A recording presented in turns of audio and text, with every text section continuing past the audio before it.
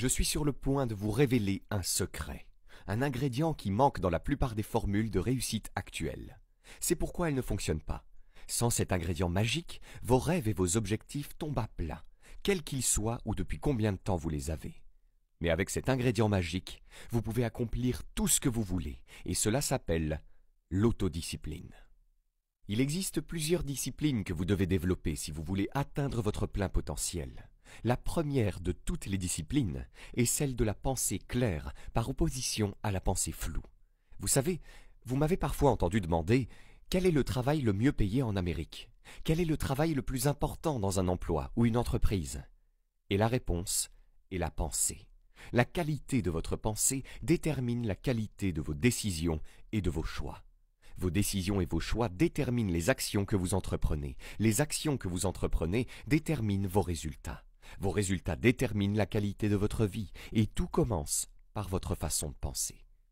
Permettez-moi de vous raconter une petite histoire qui était dans les journaux récemment. Warren Buffett, qui est l'un des hommes les plus riches du monde, Bill Gates, qui est l'homme le plus riche du monde, et Bill Gates Senior étaient à un dîner. Ils sont tous les trois de bons amis et discutent. Un homme s'est approché d'eux et leur a demandé « Vous savez, je vous regardais et vous, messieurs, avez beaucoup de succès. Quelle est, selon vous, la qualité la plus importante pour réussir ?» Et tous les trois, selon un spectateur, ont interrompu leur conversation, se sont retournés et ont dit simultanément « La concentration ». La concentration est la condition la plus importante pour réussir dans notre monde actuel qui évolue rapidement. Si vous pouvez vous concentrer, vous pouvez réussir. Et si vous ne pouvez pas, vous ne pouvez pas.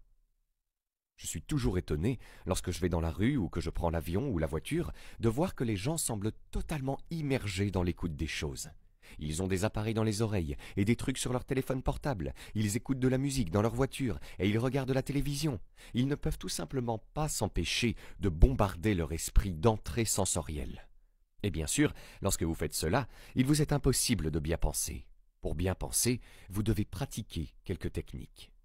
Tout d'abord, comme l'a dit Peter Drucker, il est important de prendre le temps de réfléchir. La règle est que les décisions prises rapidement sont généralement de mauvaises décisions, en particulier lorsqu'elles impliquent des personnes ou de l'argent et ont des conséquences à long terme.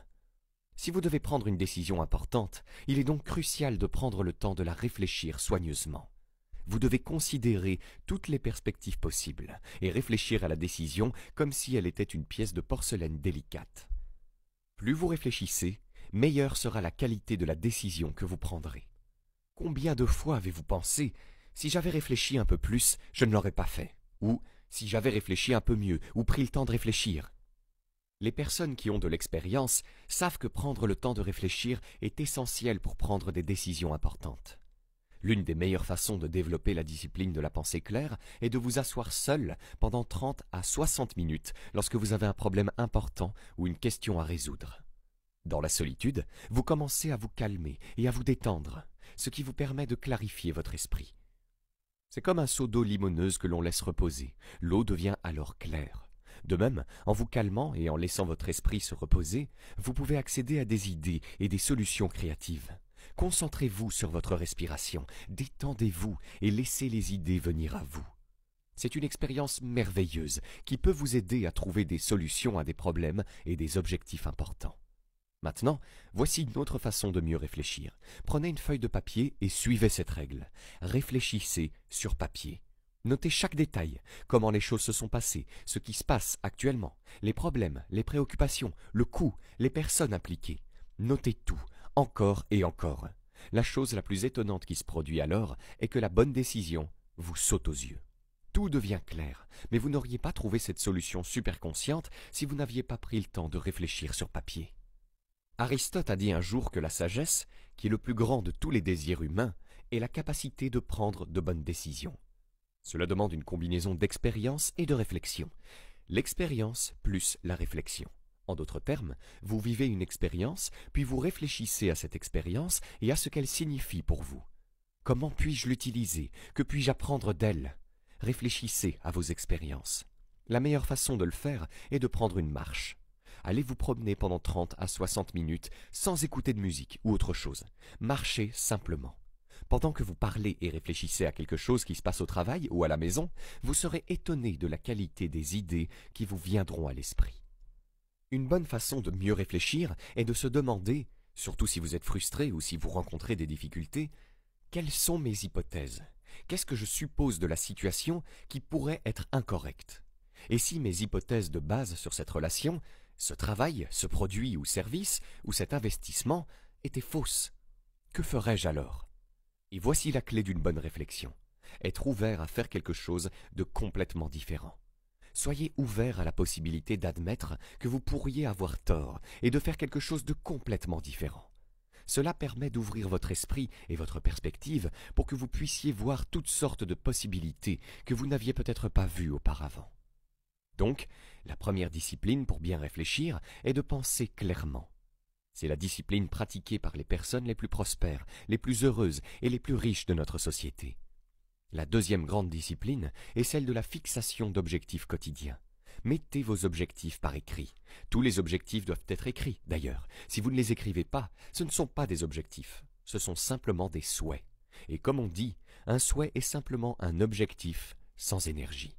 Mettez vos objectifs par écrit, écrivez-les de manière très spécifique et claire. Et chaque matin, réécrivez vos objectifs majeurs à la première personne du singulier, comme s'ils étaient déjà atteints. Par exemple, si votre objectif est de gagner 50 000 $ par an, écrivez chaque matin « Je gagne 50 000 $ par an ». Si votre objectif est de peser un certain nombre de kilos ou de profiter d'un certain type de vie, écrivez vos principaux objectifs à la première personne du singulier comme s'ils étaient déjà atteints aujourd'hui, chaque matin. Ensuite, chaque soir, prenez 5 à 10 minutes au lieu de regarder la télévision. Juste avant d'allumer la télévision, dites « Attendez une seconde, je dois revoir mes progrès ». Asseyez-vous et passez en revue ce que vous avez accompli au cours de la journée et demandez-vous « Qu'est-ce que j'ai fait de bien aujourd'hui qui m'a fait avancer vers mes objectifs ?» Et « Que ferais-je différemment si je devais recommencer aujourd'hui ?» Ces 4 étapes consistent à écrire et réécrire vos objectifs chaque matin, à les revoir le soir et à vous poser ces 2 questions. Qu'est-ce que j'ai fait de bien aujourd'hui qui m'a fait avancer vers mes objectifs? Et que ferais-je différemment si je pouvais revivre cette journée? Si vous vous posez ces 2 questions au cours des 30 prochains jours, vous accomplirez plus que ce que vous avez accompli au cours des 6 derniers mois. Car chaque fois que vous écrivez vos objectifs, vous les programmez dans votre subconscient. Lorsque vous les programmez dans votre subconscient, vous créez un champ de vibration dans votre cerveau. Et la loi de l'attraction, basée sur ce champ de vibration, attire dans votre vie les personnes et les circonstances qui s'harmonisent avec vos pensées dominantes. Tout le monde ici a fait l'expérience de commencer à lire sur un sujet, de penser à un sujet, de s'intéresser à un sujet, et soudain, vous avez commencé à attirer dans votre vie des livres, des magazines, des articles, des conversations, des personnes, des occasions de développer ce sujet. Si vous avez déjà fait cette expérience, ce que vous faites, c'est que vous créez un champ de force que nous ne pouvons pas expliquer scientifiquement, mais c'est un champ de vibration qui part de vous et attire dans votre vie tout ce dont vous avez besoin pour réaliser vos objectifs dominants. Je vous promets ceci, si vous faites cela pendant 1 jour, en fait 21 jours suffisent, votre vie entière va changer. Vous verrez des changements étonnants. À chaque séminaire, les gens viennent me voir et me disent « C'était incroyable. J'ai commencé à écrire mes objectifs tous les jours, j'en ai atteint 8 en 6 mois. J'en ai accompli 5 en 1 semaine. J'ai accompli la plupart d'entre eux en 12 mois. Ça a transformé ma vie. » Donc, tout ce que je vous demande de faire, si vous ne le faites pas déjà, c'est d'essayer. Maintenant, la 3e discipline est la discipline du courage. Le courage signifie que vous avez la capacité, que vous avez la volonté d'affronter vos peurs. Parce que ce que j'ai découvert au fil des ans, c'est que les gens courageux ne sont pas des gens qui n'ont pas peur. Ce sont simplement des personnes qui maîtrisent leur peur. Ce sont simplement des personnes qui font face à leur peur, qui affrontent leur peur. Et Mark Twain l'a dit il y a de nombreuses années, « En ce qui concerne la peur, faites la chose que vous craignez et la mort de la peur est certaine. » Maintenant, la peur et le courage ont tendance à être des habitudes. Si vous avez peur et que vous cédez à la peur et que vous reculez, cela devient une habitude de reculer chaque fois que vous avez peur ou que vous êtes incertain.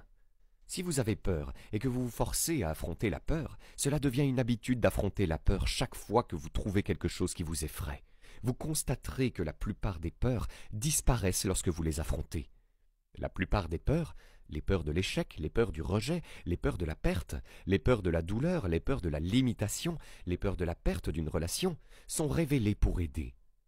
La plupart de ces peurs disparaissent lorsque vous les affrontez de front. Ainsi, la raison pour laquelle vous voulez affronter vos peurs n'est pas due à l'incident spécifique, mais à ce qu'il fait pour votre caractère.